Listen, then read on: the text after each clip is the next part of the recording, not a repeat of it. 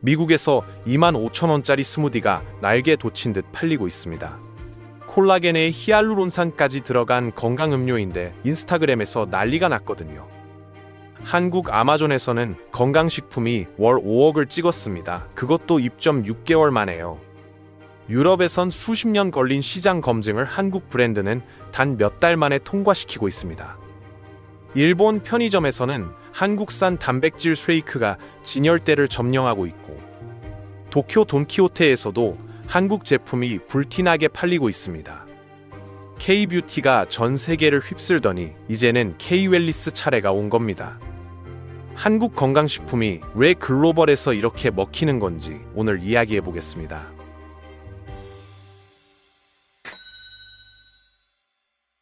건강기능식품 시장은 지금 전 세계적으로 연평균 5에서 7%씩 성장하고 있는 메가트렌드 산업입니다.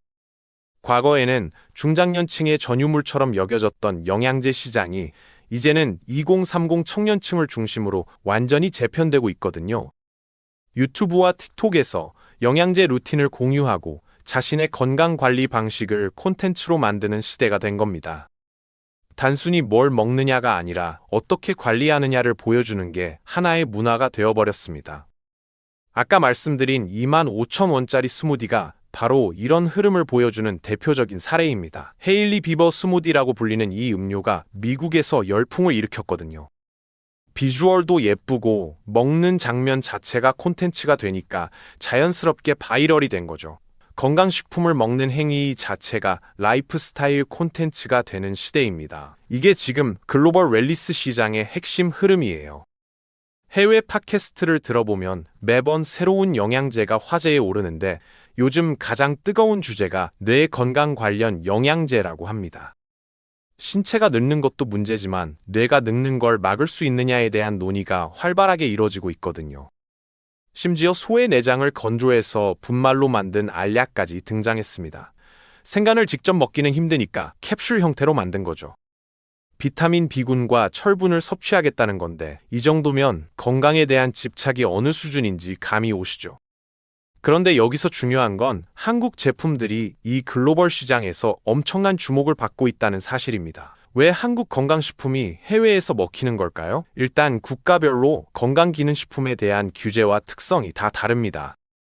유럽 제품들은 굉장히 엄격하고 까다로운 편인데 유럽 식품안전청에서 인간 대상 임상 데이터를 요구하거든요. 원료의 안전성을 철저하게 검증합니다. 소비자 입장에서는 안심이 되지만 새로운 성분이나 트렌디한 제품이 나오는 속도가 느립니다. 반면에 미국은 신제품 출시가 빠른 대신 기업이 일방적으로 효능을 주장하는 구조라서 소비자 피드백이 잘 반영되지 않습니다. 한국은 이 두 가지의 장점을 다 가져간 시장이에요. 미국처럼 새로운 물질에 대한 관심도 높으면서 소비자들이 빠르게 리뷰를 남기거든요. 비포 앤 애프터를 공유하면서 기업에 피드백 압력을 넣고 기업들이 이 압력을 견디면서 제품을 계속 개선합니다.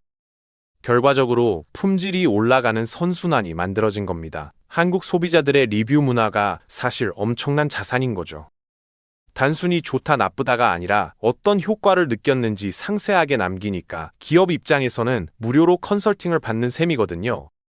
이런 피드백을 반영해서 제품을 개선하면 글로벌 시장에서도 경쟁력이 생깁니다. 한국에서 검증받은 제품이라는 게 품질 보증 마크가 된 거예요.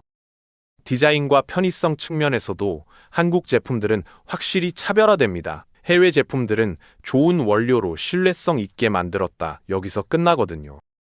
한국 제품들은 그걸 어떻게 하면 더 편하게 먹을 수 있을지, 어떻게 하면 일상생활에 자연스럽게 녹여낼 수 있을지까지 고민합니다.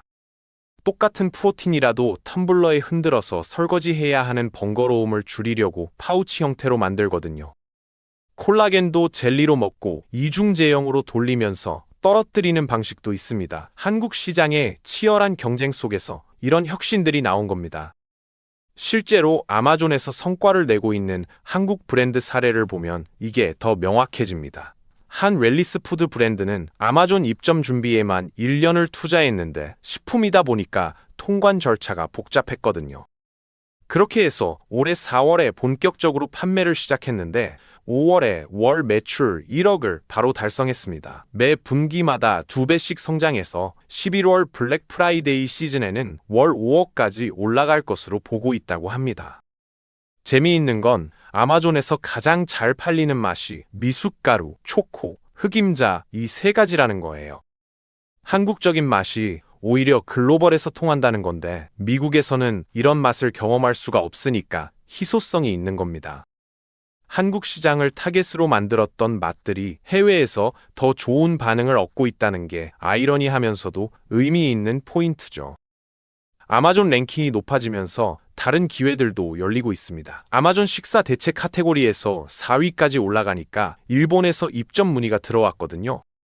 도쿄의 돈키호테에도 입점했고 하반기에는 일본 편의점 채널까지 진출 예정입니다. 영미권 리테일에서도 긍정적인 연락이 오고 있고 아마존에서의 성과가 일종의 브랜드 소개서 역할을 해주는 셈인 거죠. 홍콩 출장에서 미팅을 할 때도 제품 특장점을 100마디 설명하는 것보다 아마존 리뷰를 보여주는 게 훨씬 효과적이었다고 합니다. 소비자들이 직접 남긴 피드백이니까 신뢰도가 다를 수밖에 없거든요. 공급자가 좋다고 말하는 것과 사용자가 말하는 건 무게감이 다릅니다. K-웰리스가 글로벌에서 신뢰를 얻게 된 배경에는 K-뷰티와 K-푸드의 성공이 깔려 있습니다. 화장품을 써보니까 한국이 잘 만들더라. 음식을 먹어보니까 맛있게 만들더라. 건강식품도 한국 거면 좋을 거라는 인식이 형성된 겁니다. 불닭볶음면의 성공이 한국 음식 전체에 대한 관심으로 이어졌듯이 K-뷰티의 성공이 K-웰리스에 대한 기대감으로 연결되고 있는 거죠. 거기에 한국인들의 관리에 대한 이미지도 한몫합니다. 한국인들은 관리를 열심히 하고 날씬하며 식단도 잘 챙긴다는 인식이 있거든요. 그래서 한국인들이 뭘 먹고 뭘 바르는지에 대한 관심이 자연스럽게 따라오는 겁니다. 한국이 트렌디하다는 이미지, 제품의 사용자 편의성, 자기 관리에 대한 동경이 맞물리면서 K-웰리스에 대한 관심이 폭발적으로 늘어난 겁니다. 아마존 입점을 고민하는 분들에게 가장 중요한 조언은 일단 시작하라는 겁니다. 완벽하게 준비하고 나서 시작하려면 영원히 못하거든요. 하나씩 부딪히면서 준비하면 되고 아마존에서 초기 브랜드를 위한 지원 프로그램도 많이 운영하고 있습니다. 미국이나 다른 나라 소비자들이 어떻게 반응하는지를 아는 것과 모르는 것은 완전히 다른 문제입니다. 물론 나라마다 원재료나 함량에 대한 규제가 조금씩 다르기 때문에 내수용 제품이 특정 성분 때문에 통관이 안 될 수는 있습니다. 그런 이슈만 아니라면 제품 등록하고 판매하는 건 생각보다 어렵지 않거든요. 외부 마케팅도 병행해야 합니다. 미국에서는 틱톡 채널이 가장 효과적이라고 합니다. 한국에서 인스타그램 광고가 뜨듯이 미국에서는 틱톡을 통한 마케팅이 주력이 되고 있는 거죠. 전 세계에서 한국 웰리스 푸드가 차지하는 비중은 아직 굉장히 작습니다. 지금은 기업들끼리 파이를 뺏어 먹을 단계가 아니에요. 다 같이 시장을 키워야 하는 시점입니다. 더 많은 브랜드들이 해외에 진출해서 K-웰리스 인지도를 높여야 장기적으로 모두에게 이득이 되거든요. K-뷰티가 그랬듯이 좋은 제품들이 많아지면 전체적인 품질이 상향 평준화되면서 시장 전체가 성장하게 됩니다.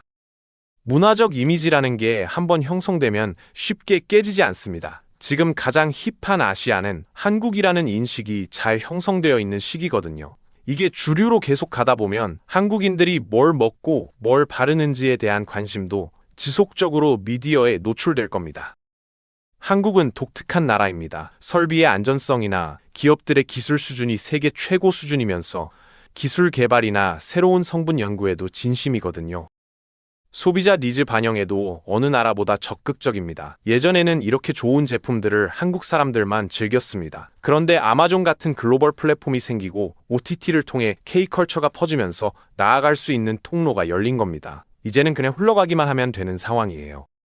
K-뷰티의 성공 방정식은 콘텐츠와 제품이었습니다. 좋은 제품을 만들고 그걸 콘텐츠로 잘 풀어내면서 글로벌 시장을 공략했거든요.